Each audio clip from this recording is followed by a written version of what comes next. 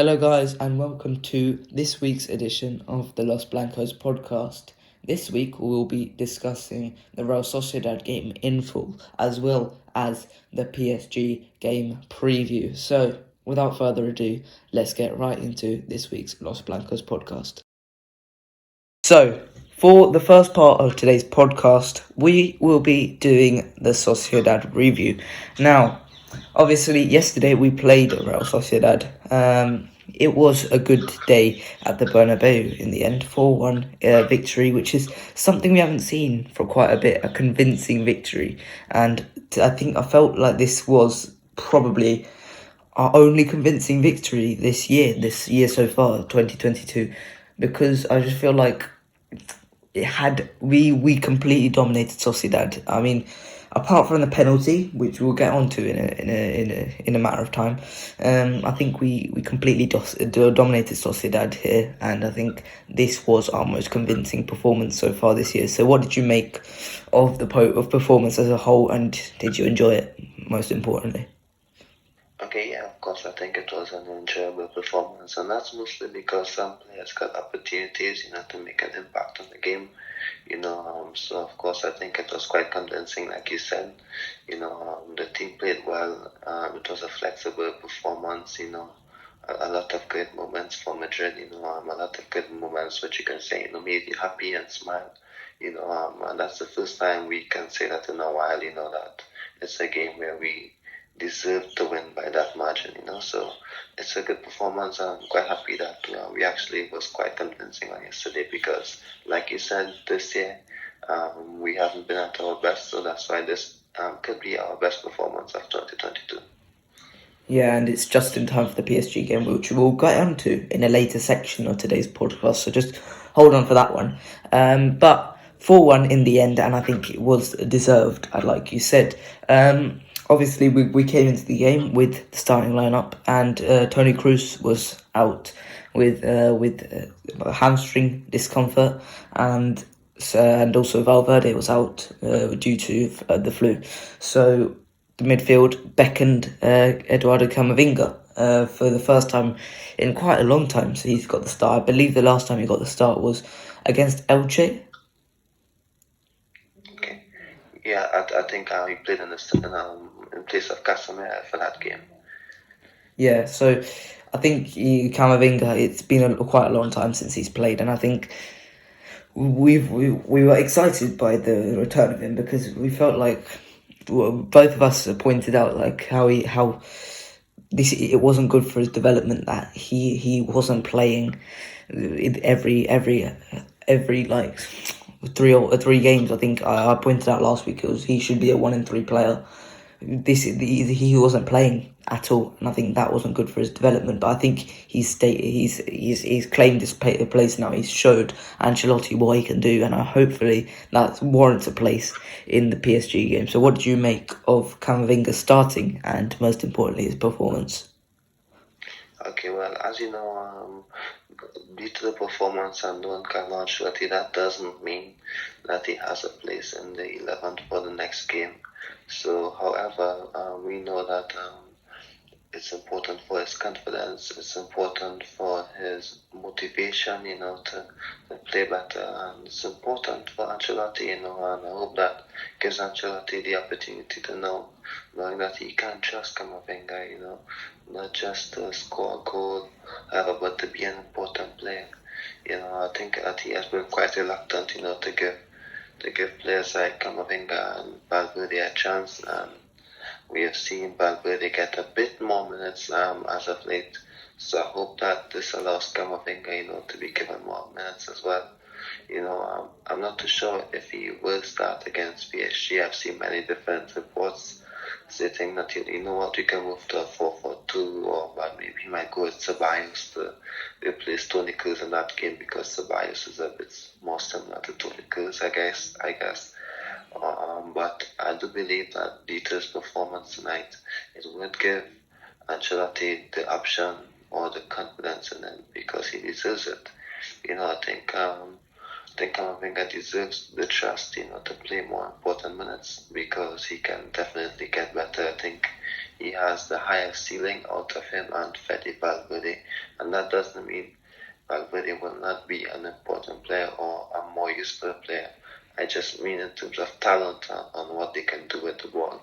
I think Camavinga is obviously more talented, but in terms of potential, I would give Valverde and Camavinga, you know, um, similar, ratings. But in terms of talent, I'll go with Camavinga. So if he's that talented and he's played that well on yesterday against a good team in the Sociedad and helped us improve our performance so much against a good team in Sociedad, then I think that he deserves more opportunities. And even if he doesn't start against PSG, I do believe that he should definitely come on early in the second half and have enough minutes to make an impact.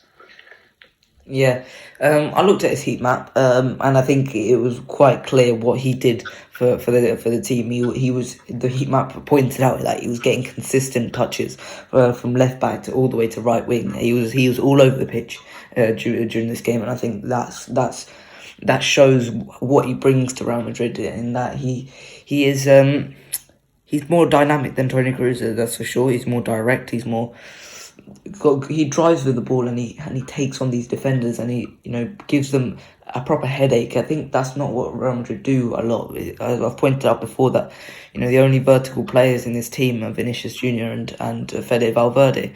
I think it's important to have those players to put the opposition onto the back foot and give them a headache rather than them just going side to side, because they can just do that. La Liga defenses have learned how to just sit back and soak up the pressure ultimately. And for too long, have Real Madrid just given that to them. Now I think we've got to start giving them more of a headache. Getting in behind. Just annoying these La Liga defenses a lot more. So I think Camavinga did really well in doing that. But let's move on to the next player who I think was absolutely fantastic this game, and that was Luka Modric. And I think that this game proved that this man is evergreen, and I think he is 37 now, but he still hasn't got that contract. He deserves that contract no matter what. I think that 1 year contract. Beyond this, I think he definitely deserves it, and I think he showed what he can bring. And I think I looked at his heat map as well, and just to compare it with Camavinga's, and I think it's evident what both their roles were. Camavinga was more box to box in this game, and Modric, he had two little lumps of touches in the both attacking midfield areas to the right and to the left, and I think that just showed that they were playing as a unit. Those two midfielders, they were playing as a unit, and I think that understanding, Camavinga knows exactly what to do when Modric has the ball. He understands Modric really well, and I think that just proves that Camavinga should be given more minutes. But obviously, Modric makes that a lot easier by being such a great midfielder. But I think Camavinga, he did really well. So, what did you make of Modric's performance? Obviously the goal was brilliant, but otherwise, what do you think? Yeah, I think he played well. I think that he was the leader in midfield. I think he had to take up that mantle, just to control the game and assist Camavinga in getting things going and making those passes and bringing up the intensity, similar to what Toni Kroos does, we can basically dictate how Real Madrid play. I think that responsibility fell on Luka Modric on today, and he made Camavinga play a lot better. Of course, Camavinga is a talented player, and of course, he could have started alongside other players as well. I think alongside Luka Modric, I think it was a lot easier for him. I think Modric helped him as well. He also passed the ball for the goal, which wasn't a difficult pass in all fairness, but it was the right pass, at the perfect timing. So I think, Luka Modric and Camavinga is a good pair. And I think Toni Kroos and Valverde is a good pair ahead of Casemiro. So I definitely believe that that is something that we can look at, if you're looking for ways to incorporate Camavinga and Valverde, you have to definitely look at who they are better alongside. I don't think Valverde and Camavinga has shown that they can be a good pair at this time because they have played in the two first Copa del Rey games, and I wasn't quite impressed with their performance. And I know that Carlo Ancelotti made a mistake with his midfield selection in that game. However, I wasn't too impressed with the pair at this time. So players like Luka Modric, despite the fact that he's 37, he is so important, in helping get the best out of these young players. Like I said, despite the fact that he was amazing, that shouldn't mean that he should be starting every game similar to Toni Kroos. And despite the fact that he's like our key players, last week you said that Camavinga should be starting one every three, Valverde one every two. I think Luka Modric should start like maybe 3 out of 4 games or 2 out of 4 games. And of course,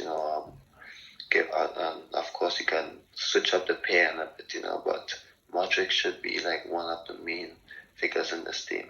Of course, he's getting a bit older now, but the fact that he is keeping good young players out of the starting 11 just shows how good he is, and how not just keeping them out, but he also helps them develop, when they play together as well. So that's important. Yeah, let's move on now.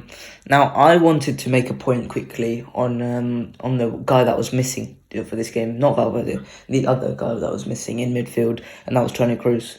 Now, I don't know how to start this bit, but basically, I've had a few thoughts about Toni Kroos, and at the start of the season, we obviously missed Toni Kroos for a couple of games. I think it was 8 in the end, and we scored quite a few goals in that period. We genuinely we put in so many goals during that period. I remember putting 4 goals past teams multiple times. So we put 5 past Celta as well. I think that was a great bit, and that was when Fede Valverde started quite a bit, and Camavinga played a few matches in that run as well. And I think during that game, obviously our offense was brilliant. We played so fluid. Obviously, that was also when Vinicius was starting to look like, oh, this guy. He's starting to wake up, but I think during that midfield, I think that really helped. Valverde was just bursting into the box, constantly providing such a threat to the opposition during these games. And I think defensively we weren't that good during that time. Obviously, Mendy was also missing in those games, but I think defensively we were poor because we didn't have Kroos's ball retention. Now, what I'm trying to get at is, obviously, I hinted that we should, and this was the nudge that Carlo needed. I wanted to see what the midfield could do, how many goals we would score against a good team in Sociedad, ultimately, in this game where we missed Kroos, and we went and scored 4. And I just feel like, because of that, I just feel just maybe, Kroos is holding us back a little bit because of his slowness. I think that is holding us back a bit. Germany fans at the Euros pointed out that they need to move on from Kroos because it's holding them back. And I think the similar things happening here, because Kroos has always been a world-class passer, and he's been average and good at other things. I think now all those other things have dropped to probably an unacceptable standard, and I feel like Kroos at this moment in time could be holding us back. I'm not saying chuck him out or anything like that, but I think in big games, maybe it's time to consider. Maybe, maybe. I mean, it's really tough to say, but maybe it's time to stop relying on Toni Kroos in these big games. So, what do you make of that? You know what? That's an interesting point because a few weeks ago I stumbled upon a YouTube video on a page called Football Daily, and they basically said something similar. They basically stated that his defensive actions, have dropped a bit. His forward runs has dropped off a bit, And of course, those are factors, that is very useful in today's football. Those are factors that, costed us in some big matches against Chelsea, Manchester City, and Ajax. The last three teams that knocked us out of the Champions League. So yeah, I can see where you're coming from. But I think that he's still very useful. I think maybe, just maybe, you can still get more out of him if you play him with a better play. I guess, like I said, I'm not over the Luka Modric, Toni Kroos, and Casemiro midfield, but I do believe that they are not an effective trio anymore in terms of getting goals, in terms of defending, because like I said, they're a bit older now, and the intensity isn't the same. So, and even with that, Carlo Ancelotti said that we can't press with the team that we have, so it's better to sit off. You can see that today. Camavinga was doing a lot of pressing, and Luka Modric does that sometimes. I definitely believe if that's the case, and they can't do it often, maybe they can just, come on for the last 30 minutes, or they can play one game in, one game out, or maybe permanently. Like I said, we have to start introducing Valverde and Camavinga to the starting 11. And like you said, I have no issue, having him in the team. I don't want to toss him out because he's such an important player still for this team. And of course, he's a legend at the club. I would admit that. Despite the fact that he came in just 2014. I'm saying just 2014, but that's 8 years ago. He's been with this team for 8 years. He's been an important player for 8 years. And yes, I actually believe that sooner rather than later we have to start, introducing Camavinga and Valverde to the starting 11. You've seen how good he played, how good Camavinga played on today, and you can see that you can trust him. You can see that you can trust Valverde. But like I said, you have to get the pain right. Like I said, Valverde and Modric isn't the best pair together because, of course, they both tried on the right centre midfield position.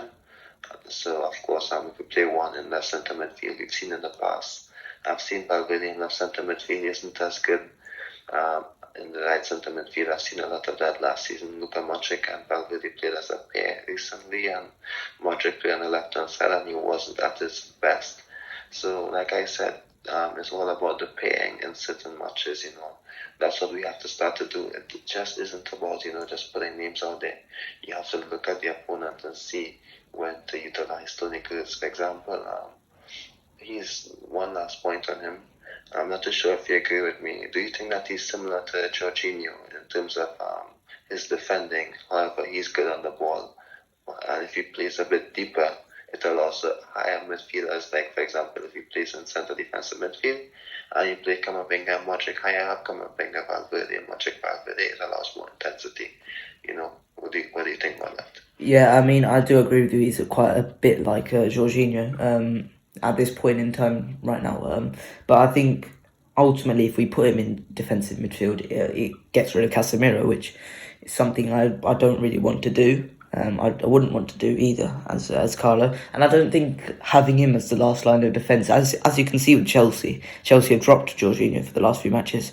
I don't think having Jorginho or Kroos as the last line of defence is a good idea. To be completely honest, we tried that in 14-15, and even when he was at his prime, it was just something that just didn't work. It didn't work whatsoever. So personally, I don't think it's a good idea putting him in defensive midfield. But do you agree that there are games where we are completely dominating, and we need those runners in midfield, and if he plays in a higher position and Casemiro plays deep, we don't have the passing outlet to pick those passes when the midfielders make those forward runs, when the wingers make those runs.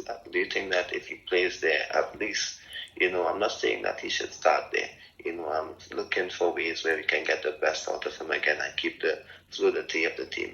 You think that at least that's where he can at least bring a great performance and help the team at his best, because like I said, I have no issue if we have to, let him start off the bench and let Camavinga and Valverde get more minutes. I love that. That's what we have to do. in theory, because we have to look forward. And like I said, that doesn't mean tossing him away. He can still perform a function in this team. He can still have a role and an opportunity to make an impact, but it might be a bit limited. So I'm looking at his best position. So where do you think that his best position will be on? Well, in what stage of the game, against which opponent? Yeah, I think against a Cadiz opponent would be a good place for him to play that. But I remember last season we played him in that position. We used him as that deep lying playmaker when we were attacking, and we used Casemiro as more of a box to box player, and Casemiro was our second top scorer because of that. So I think, against a more low block team, against a more defensively sound team like Cadiz, like Getafe, I think it could be something we should definitely consider, to break down that low block, because obviously, as I said, his passing is still world class. It's just his other things. Everything else has declined. So I think, it would be a good idea to put him in that position, but against a big team, having him deep line playmaker in that defensive midfield, I just don't see it. I don't think it's a good idea because of his defensive decline ultimately. So, yeah. Yeah, I agree with you. With the Tony Cruz points and what you just said actually as well. Yeah. Okay. So let's just to finish off. It's Danny Carvajal now. Obviously, 2 weeks ago, actually, we recorded a bit on Danny Carvajal, but it never got released because it did not get downloaded. I couldn't download the file. So ultimately that bit never got released. I was largely berating Danny Carvajal after that performance against PSG. You were a bit more conservative about it, but yeah, it was largely criticism for him. And again, it was just a clumsy challenge against who was it? Who was it against? I can't quite remember. Yeah, I can't remember as well actually. It was really early in the game. It was against the Real Sociedad player. It might have been Sorloth. I think it No, might. and it wasn't Solo. He actually came on, I think, Oh, okay. So it might have been Isaac then. I think it was the striker, but it was a very clumsy challenge nonetheless. That point still stands. And I think the Sociedad during this game, they didn't have many chances during this game. I think they were quite poor. But the very little, their focus was down that left side, and I think they definitely had their eyes on Danny Carvajal as that clumsy guy at right back. And I think this is what Carvajal's used to now at this point, is just to give a clumsy foul away in the box. And I think Oyarzabal, their best player, Real Sociedad, he largely took advantage. I looked at Carvajal's heat map because I thought Carvajal didn't have the best of games. He was largely in the opposition half during this game, and I think I looked at Oyarzabal's to contrast this, and Oyarzabal was right on the byline on the in our half. So I think it was largely Carvajal was largely he was bobbing forward, and when he got back, he was he was clumsy, and I think this is what we've come to used to with Carvajal. So what did you make of Carvajal's performance? Yeah, he made good runs going forward, especially with the Asensio goal. I was quite impressed with him with that. It's been a while since we've seen him make that big of an impact. That big of an impact. So basically, the last time I saw that was against Betis. I'm not too sure if you remember that. I think in the 17-18 season where he assisted Asensio as well with a solo assist, I must say. I was quite. It took me back, to 2017, 2018, with that assist. You should check that out if you haven't.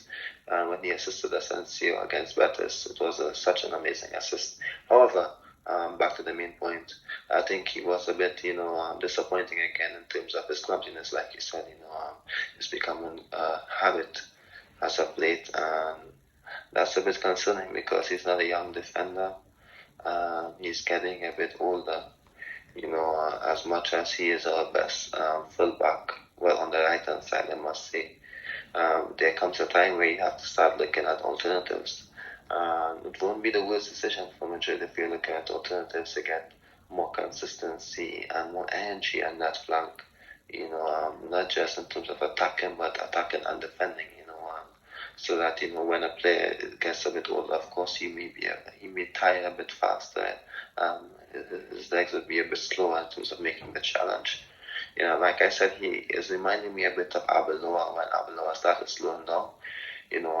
So yeah, I think despite the fact that he can move forward and make those runs forward, I think that he could become a bit of a liability, and I would hate the fact that where teams would constantly take advantage of him, and show him up to be the weak link of the team, because he is a good player, and he can still have a function with this team, maybe in some games. However, if you're playing against a team like PSG, I would be a bit scared if someone like Mbappe is going at him constantly, or even Neymar is going at him. But I definitely believe that it's time that we start looking at alternatives. I don't think that we have an alternative in this squad. I don't think Lucas Vazquez is good enough to challenge him. Much prefer someone like Odriozola challenge him next season if we don't sign a right back.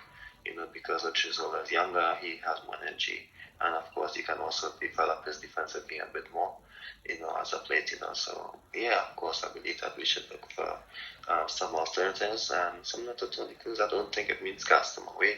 He can easily be an effective backup for us. Yeah. Okay. So, just to finish off this section of the podcast, Vinicius Junior. Now, 3 key passes, 3 dribbles, 4 times he was fouled. One of them being the penalty. One sentence just to sum up Vinicius Junior's performance in this game. I felt like he didn't feel like it was one of his best performances, but he was still effective, and that's what's important. I think when he's not playing well, if he still has an impact on the game, I think that shows the sign of a good player. So, what do you make of Vinny's performance? Yeah, and that's exactly what I was going to say. So he took the words out of my mouth. Despite the fact that he isn't contributing in terms of getting the goal or an assist, he's still playing so well. He's still contributing. The fact that he takes so many attention away from the defenders, I hope that Carlo Ancelotti utilizes that for effect. And as a matter of fact, one last point, I would like to say that if he can take up so many attention from defenders, I definitely believe that that's where you can utilize Valverde and Camavinga with deep runs from midfield. So that's where I think Carlo Ancelotti should start getting his thinking cap on, and utilizing Vinicius. Not just for his pace, but to get the best out of his team. He did that as well on today. And yeah, I was quite impressed with him. And despite the fact, like he said, it's not one of his best games, he's still helping the team. And that's quite the opposite to the last season and the season before. So I'm happy for him, really happy for him. Yeah. Okay, so that's it for this section of the podcast. Next section, we will be discussing the PSG game and we will be previewing it. So join us after this short interval. Okay, so for the final and the second part of today's podcast, we will be doing the PSG game on Wednesday. So we've got PSG on Wednesday in the Champions League second leg at the Bernabeu. Now, obviously, this is a huge game. It is up to us to overturn a first leg that wasn't one of the best, most highlighted game of Real Madrid's history, but ultimately it is only 1-0, and we've got to take that to the Bernabeu and overturn that. And I do think after a few iffy results from PSG, I do think that's quite achievable. PSG after the win versus us, they went and lost to. I've got to be careful how I say this. Not 3-1.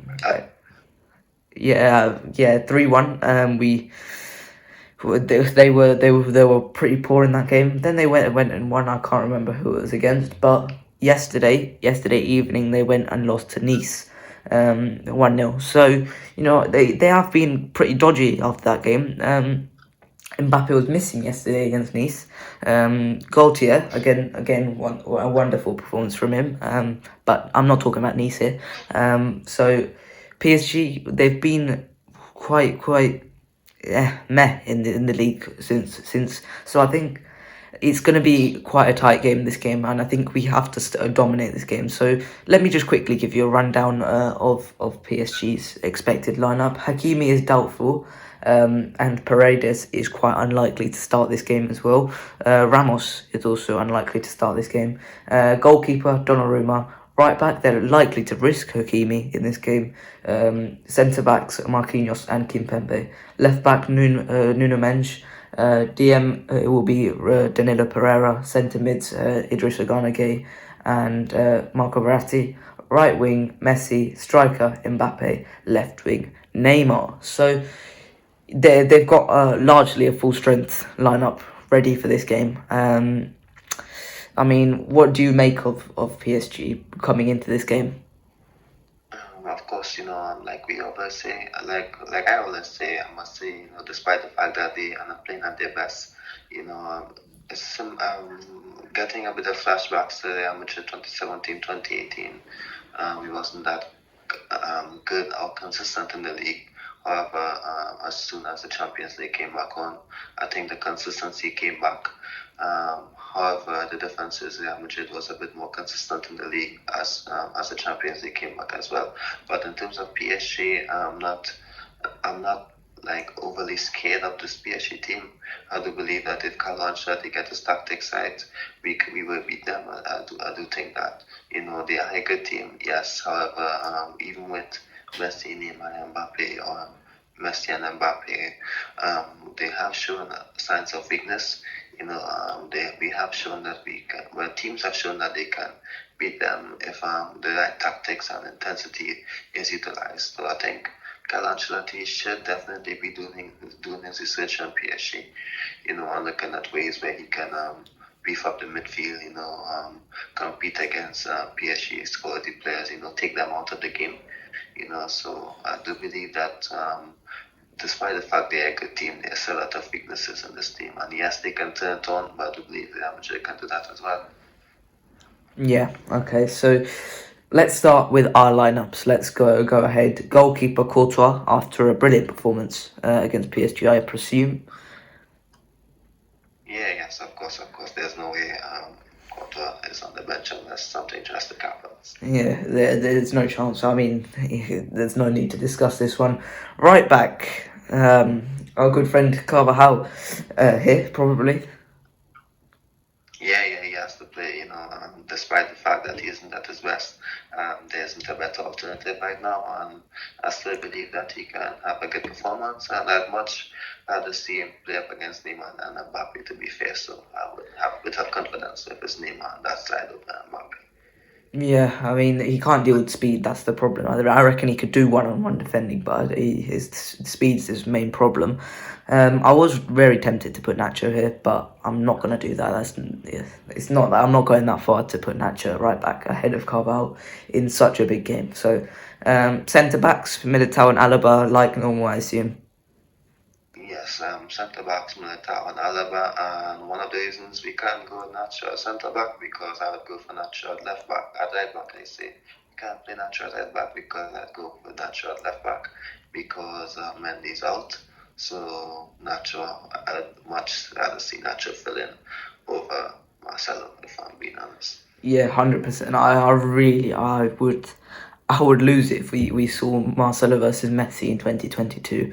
It's better not happen. So Nacho left back obviously, because Mendy is out for this game, which is a concern. It is very much a concern. I was tempted to put Alaba left back because obviously he's more natural in that position, but it's either way. It's gonna be tough defensively in this game, especially on the counter if we are to dominate in this game. So, defensive midfield, who have you gone for? This will be a change. Okay, but like I've seen many reports saying that we can play 4-4-2 to accommodate for this. However, I don't think that we should change the formation. I would be quite disappointed if we change the formation because we haven't done that this season. I think it might help us to struggle a bit if we change that formation unless it's something that we consistently do in training. So I will stick with the 4-3-3. only because it can help get the best out of Real Madrid. And I would have to go for Camavinga, to be fair. And to be honest, despite the fact that it isn't his best position, I do believe that his partner next to him in right central midfield, Luka Modric, should drop deep and help him out a bit. Kind of help him form a pivot in there. However, and not just as a lone defensive midfielder. However, if players like Modric can drop deep, it can definitely help Camavinga out a lot. Yeah, it's interesting that you said we might play 4-4-2. So, I've also gone for Camavinga. But centre mids, I've gone for Modric and Valverde. Do you agree? Yes, I agree. This is a game where intensity is very important, and Tony Kroos, even if he's fit, I don't think that he would give us the intensity. He just came back from an injury as well, so maybe he can be better off the bench, I guess. If let's just say we are chasing the game and we can just play it deep, or we can play him in a higher position, to pick passes. If PSG has to team deep, you never know if they will sit deep. But if we are dominating the game later on, I think he can be a useful introduction of the bench. But in terms of starting the game, we have to get it right. I think by getting it right, Modric, Valverde, and Camavinga. And who knows, they can play so well that it can be a pair for the future, because I'm not ready to drop Luka Modric yet. He still plays with intensity, he still plays with drive, passion. He can play deep, he can drive with the ball up which I would rather see Luka Modric start over Toni Kroos, even in other matches. So who knows, this can be a pair, we can utilize in the future as well. Yeah. Well, not a pair, it's three players, you know what I mean. Yeah, okay, so I've gone for an interesting change here. One that probably is not expected, but if we take our minds back 2 years, when we drew with PSG 2-2, we were quite unfortunate to draw that game. We should have won that because we completely dominated. We started a certain man called Isco in that game, and I've gone for Isco. I'm going to move that right wing to attacking midfield. I've gone for Isco at attacking midfield. I believe Isco would be the right man for this game. I think he's the closest player we've got to Toni Kroos in the squad. And I think because of that, I think he would be most useful. And I think ultimately he does have a goal in him this season. He's scored quite a few goals. I'm not sure how many he scored. I think it's 6. It might be 6. But I think most of those have come in the cup. But Isco, I think if he can get a goal in this game, get a goal or assist, I think we'll be very happy with his contribution. I'll be very happy with his contribution. So what do you think on Isco starting this game? I do believe that it's an interesting shout, and yes, he has the best goal to made ratio within the team this year.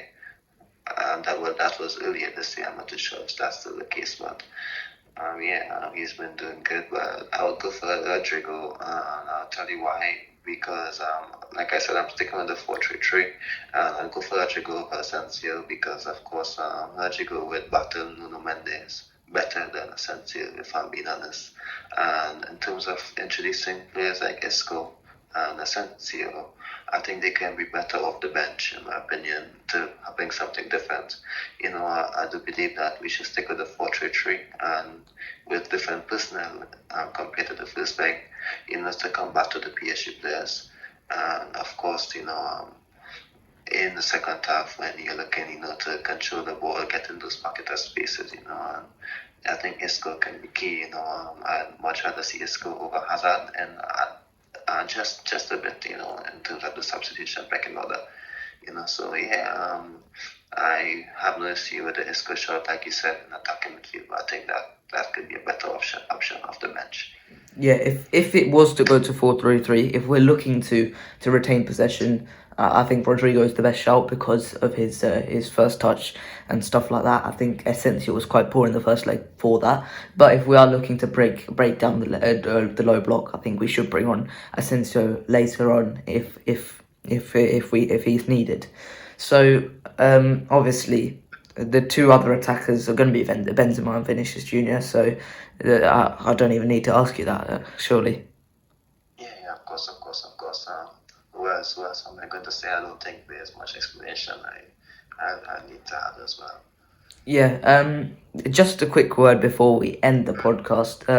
The Bernabeu, this is going to be one of the most important games the Bernabeu have to turn up for. Honestly, because I've been quite critical of the Bernabeu because the Bernabeu isn't exactly the best stadium for atmosphere, is it? The fans aren't exactly rocking the place down. They're not exactly like that. Obviously, there's no ultras in the stadium. The Ultra Cell was banned, but there's been word that the Ultra Cell would be let back in. I'm not going to say anything on the politics of the Ultra Cell because they have done some quite bad things in the past, so I'm not going to comment on that. But ultimately, the Ultra if the Ultra is back in, if they are let back in, then I think that's going to bring a definite edge to the stadium, a definite edge that the stadium needs for this game. I think the Bernabeu has to turn up in this big game. So how important do you think the Bernabeu will be here? Yeah, they're going to be very important. And of course, I've seen games in the past where the atmosphere in the Bernabeu has been amazing. If you look back at the Bayern Munich game, of course, that's mostly because you're winning. The Bayern Munich game where Cristiano scored a hat trick, and of course the game against Dortmund where we won 2-0, but we got knocked out when we lost 4-1 in the first leg. The Bernabeu was quite good in those nights. The Champions League nights, I think that they can be really energetic. Put on the atmosphere. I'm not too sure exactly how the atmosphere will be on Wednesday, but I do believe that there are big Champions League games where the Bernabeu has been important to have a victory. So better. I think because we haven't seen it as much this season or as of late, it's understandable to think like that. And of course, we haven't seen it much in the past as well, last few seasons, even before COVID. So I do believe that the Bernabeu is important, and to win this game, we need to have them be at 100%. I think it's 85%, not 85%, 85,000. That's going to be in the stadium. I think tickets are sold out. Yeah, the tickets are sold out. If you haven't heard about the Ultra, sir, I do implore you to go out and read a little bit on them because it is an interesting story. I went to read last week a little bit about them. It is very interesting. So go ahead if you do that, if you want to do that in your spare time. But that is it for us on this week of the Los Blancos podcast. Have you got anything else to say on the PSG game? Yeah, we're going to beat PSG. I made a post when we joined PSG. I said that we're going to beat PSG. We're going to beat PSG. And I knew we were going to lose in the first leg. That's why I predicted that. But 2 legs, we're going to beat PSG. Okay, let's hope so. Let's get a score prediction then. What do you think the score's going to be? I think that the game would be 2-1 our favor in normal time. And extra time, we're going to get another one, 3-1 after extra time. I reckon it could be 1-0 either way. If it goes to us, I think we will win on penalties. Yeah, but trust me, I'm sure we're going to beat PSG. I made a crazy post stating that we're going to beat them when we draw them. So, I have to live up to that and to believe that we have the team to beat PSG. And when we do, I hope Carlo Ancelotti finally start trusting those young players who we mentioned a lot on today. Yeah. Okay, so that's it for this week's edition of the Los Blancos podcast. I hope you guys enjoyed. Like and subscribe, and I'll see you guys later. Bye bye.